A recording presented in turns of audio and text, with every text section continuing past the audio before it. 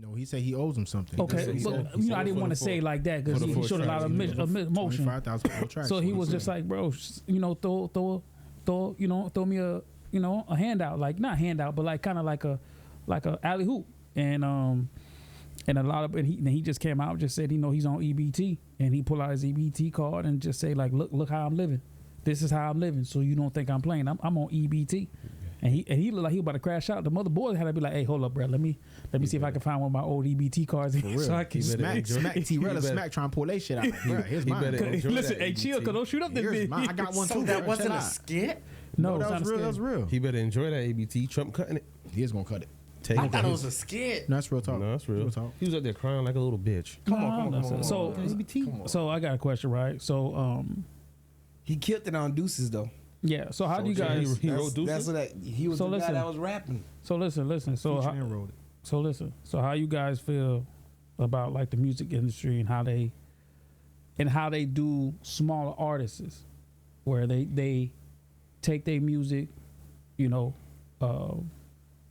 and push their music out and give the artists that don't have the name nothing in return.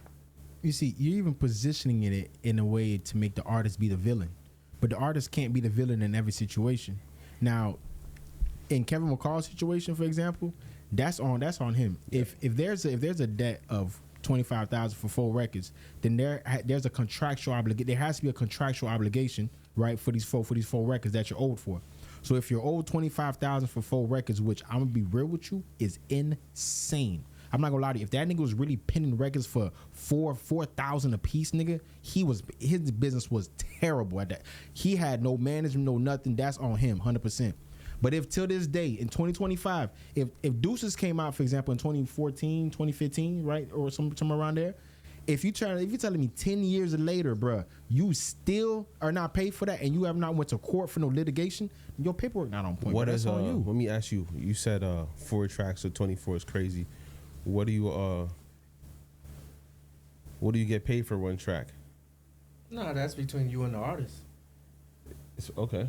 So it's not he like should have just had his paperwork. It's not a contract thing. Then like, are you gonna get like 10 for numbers' sake? You're gonna get 10 per track. It's contractual, but it's not like everybody has the same deal, right? So let's say like it's Chris Brown, right? And he has a songwriter. You might be getting paid X amount. If you have somebody who's writing for, Drake, you have someone who's writing for Cardi B, someone who's writing, you know what I'm saying? Yeah. So the numbers may fluctuate, but whatever number you and the person have agreed upon, right? Let's say you're signed to them, like Kevin McCall's situation was, you're signed to the artist. Now you have, let's say within your contract, it says you're gonna write X amount of records, right? But you get paid per record this, right? Mm-hmm.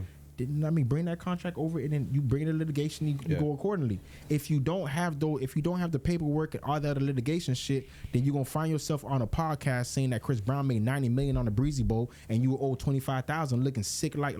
And I'm not gonna lie to you, I like Kevin McCall. Yeah. Great songwriter, great singer, great producer. I'm not gonna lie to you, he's very talented.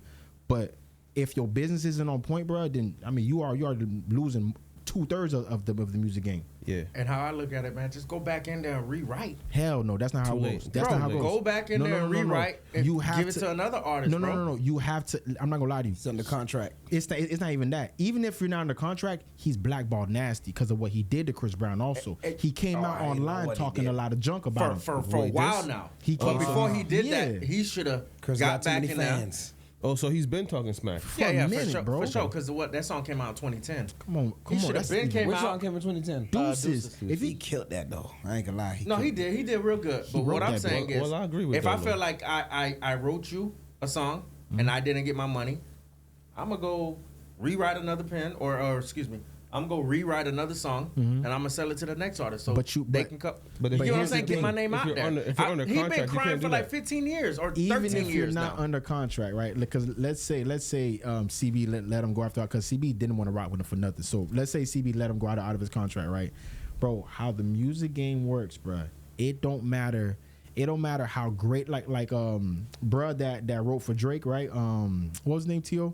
Bro with the no leg. Oh yeah. I know you talking. I forgot his name. Missing a leg. Yeah. He writing hits. Yeah. Oh, shit. Yo, through Drake. Yeah. Bro, I can't believe I'm blanking out his name right now. We know. Research department. So I'm telling you right now. Just so look up no leg rider. Drake Ghostwriter. For real. Drake's Ghostwriter. I ain't know the nigga was So missing legs. think about it like this. His Ghostwriter is such a he wrote hits for Drake, bro. Yeah. You feel me? All that stuff came out, bro. I'm not gonna lie to you. Kid has no career. I'm not gonna lie to you. I heard. Did you hear he dropped the album maybe like a couple of weeks ago, maybe or a single a couple weeks ago?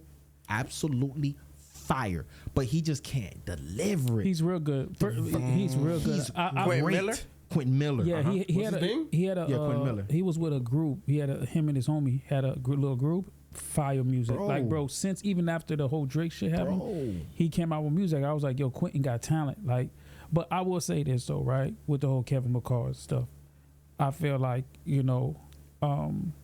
with Chris, like I feel like Chris owes him, bro. You hear me out. Hear me out. I think Chris owes him because when Chris was at his lowest, when everybody blackballed, same thing he's doing to Kevin McCall. No, listen, you gotta let me cook this. I am. He owes him that. He owes him just that much. Where when Chris Brown was down and out, he couldn't give us a hit record at that time. I'm a Chris Brown fan. I liked his music that he was dropping at the time. I didn't care because I was just a Chris Brown fan. Research department. What year was X? Just bro, that's not the album. You need to be factual. No, but that was not the album. You're saying that Chris Brown was not producing no hits before 2010. Bro, that's not factual. So, dude, so you think X was the album that came after all this stuff happened? No, that's before all this happened. Before all this happened. What year was X? Because if Deuces dropped 2010, what year was X? The album X, Chris Brown. So I'm saying, because if you're saying that Chris couldn't have a hit and he came through and he was the savior and gave him a hit, that's not what happened, bro. See, but you didn't even let me cook. You just cut me off and you just cooking. Go ahead. You gotta let me cook it. Cook. So again, like I said, you saying 2014. Was 2014? X. So exactly after. It was way after he dropped another album. What's the other album Chris Brown dropped in 2000? We need to talk about. We are going. Before. Okay, you said he didn't have no hits before. What album? I didn't say Chris Brown didn't have no hits. That never came out of my mouth. No, you said that he was struggling to give hits. He was. J. Cuz, give me the album that he dropped where he looked like he was on a spaceship, like he was like a space, like he. With the little thing. You talking about where he had "Please Don't Judge Me"? The was graffiti, that 2012? graffiti. He dropped graffiti. Graffiti was a good album. It was a good album. It's a good album. There was no hits. Yeah, so that was I want to say that was 2009 maybe. Right, there was no hits on that album. 2010. Let's be real. There was no hits on that album. Chris was struggling because of everything that happened with him and Rihanna, so he was struggling to come out with a hit. What happened? Damn, when did the Rihanna shit happen? Transformers was on the album, bro. That was not a hit. That's not a hit. That's a hit. That happened. Bro, no, it was not. Go look at the numbers. It was not a hit. That was a hit. 99 million plays. That's a hit. Bro, listen, bro. I'm a huge Chris Brown fan, bro. He came out when I was in college. I bought his first CD, bro. Did you go to the concert? No, I didn't go to the concert, bro. No, I'm just asking. I didn't go to the concert. Okay. Whoop-de-doo. Like Young Thug said, whoop-de-doo. Bro, that's all I just asked. All I'm saying is he owes him that, bro, because he gave you the lifeline that you needed. He gave you the hits. What kind of deal they had though? He probably was looking out for this man forever and doing everything. And GI, that still doesn't make the.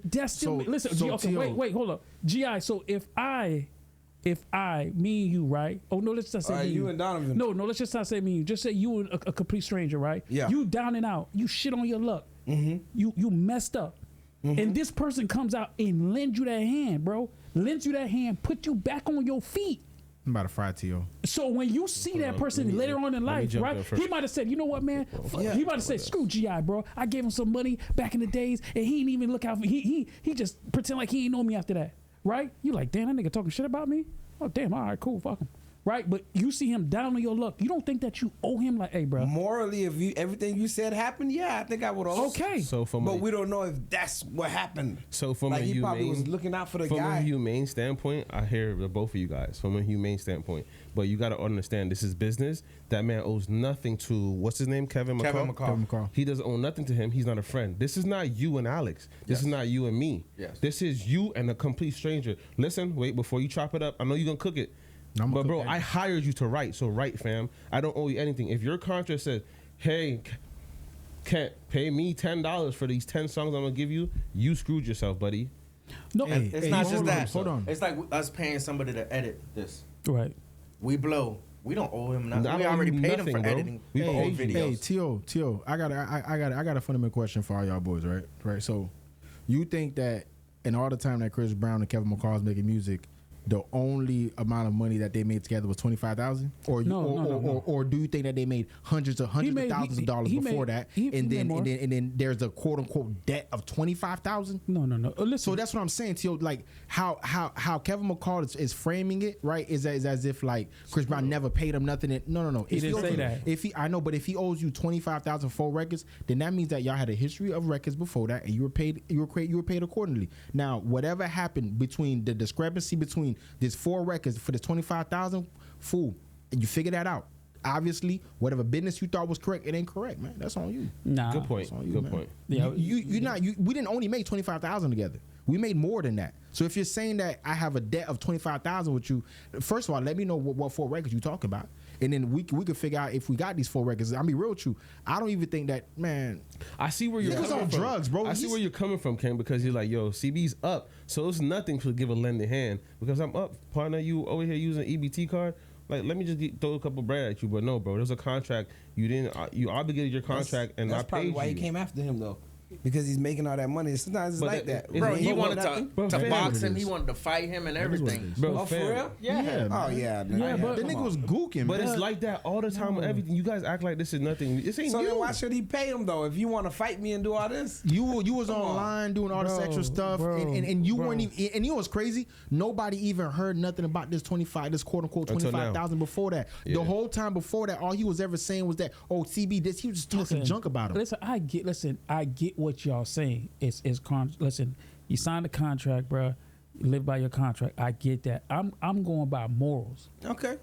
My moral compass is gonna tell me I'm not doing that. If I see him, if I watch that video, bro, I'm gonna hit up the whoever I can get a hold of him and say, hey, I got $100,000. No, you're not, T.O. Let me tell you something right now. A nigga that you were cool with, a nigga that you pulled up out the dirt, because he pulled CB was CB, so he found it because you know. You can't say that. You keep repeating that. So Chris Brown was in the dirt, bro. His career was over. Wait. But was Chris Brown? But was you Chris think Brown? He saved him? No, hold on. But what? No. That's what. Name me the record. Wait. No, hold on. Okay, go ahead. Wait. Because what you're saying is that you're saying that Chris Brown wasn't Chris Brown before he. I didn't say that. That's what you just said. No, I said when he fell out with Rihanna, he was in the dirt. Listen, bro. Yes or no? It doesn't matter. Chris Brown was. Chris Brown. Listen, it doesn't matter. I am who I am when I got here. Right. No matter. Right. But was he in the dirt though? No, he was not, bro. Bro, come on. We just have to be honest with each other, though. He was in a bad spot, but that dude didn't write all his songs. It was just one song. He gave that blew. No, and it was put on a mixtape at first, and then they included it on the Fame. No, he album. just looked it Deuces. He had Deuces, and he had what's the other record he had? It better be a whole album. No bullshit. It wasn't no bullshit. He wasn't on there. Both of those records. No, he didn't. He just wrote. Bro, he wrote both of those records. I want to say he did no bullshit. He wrote both of those records. I want to say he did no bullshit. Those are, Chris Brown top 5 records. Those 2 are hits in top 5 records, bro. He definitely no bullshit. So I'm telling you for sure. That's not even. We named our top Chris Brown songs. You didn't put no bullshit on there. That because it's my personal. I'm just saying, if you go by the masses, what records are they playing? They're playing those 2 records. And when did I say that whatever came out, the song that they're arguing about? Deuces? 2010? No, Deuces came out in 2010. Yeah, but they started working together, it says right here in 2009. So yeah. That's what I mean, bro. Listen, Deuces and Strip. That's it. No, he had he wrote Deuces, he wrote Strip, he wrote Strip. Bullshit. There you go. He wrote Strip, bro. Bro, y'all listen, bro. Listen, I'm not saying Chris. Bro, T.O. So this is what I'm trying to tell you. After the Rihanna, those are not hit records, bro. Nobody was big. To us, we like Chris Brown, but those to the mass, it was not a huge. Bro, he's success. Performing it at the Breezy Bowl. That's a big hit. That's not the point. Oh my God, it's a big hit for you to still be performing it now. No, because those are your core fans. You can play in cuts of your album; they're gonna know it. I don't know, bro, but 99 million to me is a hit. Bro, y'all don't get it. That to y'all, cause we like Chris. That I'm talking about somebody. Like Chris, you know that. Okay, whatever. So right, okay, man, listen. Big Booty Judy, Marvin Room, Sex, Deuces, Strip. Those are massive hits. No. I'm just saying. Y'all saying it like it's nothing. Those are hits. Three of them hits. Three so you're saying, saying because he got his hits that he owes. No, you guys understand. Chris was in the dumps. Okay, but was he had no life? What are you saying? Wait, hold on. What are you saying? Because he was in the dumps. Take that back, man. You've gone too far. He gave him some hits. He owe him it all, bro. No, he don't owe him all. So what are you saying? I'm not saying for him to give him the whole world. I'm saying offer the guy a lifeline. That's all I'm saying. What's so wrong about that? But we don't know if he how many times. We don't know what problems he got. If he got drug issues or he anything. does have drug That's issues. true. Does he really? Blew the money. That's true. He did. He does. Oh. He blew the money. He's on drugs. And that's Chris Brown's fault. Chris Brown. And that's Chris Brown's fault. You know how I feel about junkies. So if he did all that, you're messed up. So if he did all that, blew the money, it's Chris Brown's fault. It's not Chris Brown's fault. Yeah, you can't keep on helping the guy though. You know that. Chris never. We don't know that. We don't know that. We don't made hundreds of thousands of dollars with the nigga before, man. So he didn't fall out. He made hundreds of thousands of dollars. I know. He said he sold his catalog for $500,000. He said he sold his catalog for $500,000. Chris, listen, I'm not saying Chris Brown did him dirty. Who I'm sold not their saying catalog that. for $500,000? Kevin. So he blew that money. But it's not that he blew the money. He got caught up in the child support crap. T.O., make an excuse if you want to for the nigga. He blew the money because that nigga said that he can't file a child support petition for $300. So that's what he said. So that means he blew the money. I don't know what the child support joint you trying to throw him a cape for right now, bro.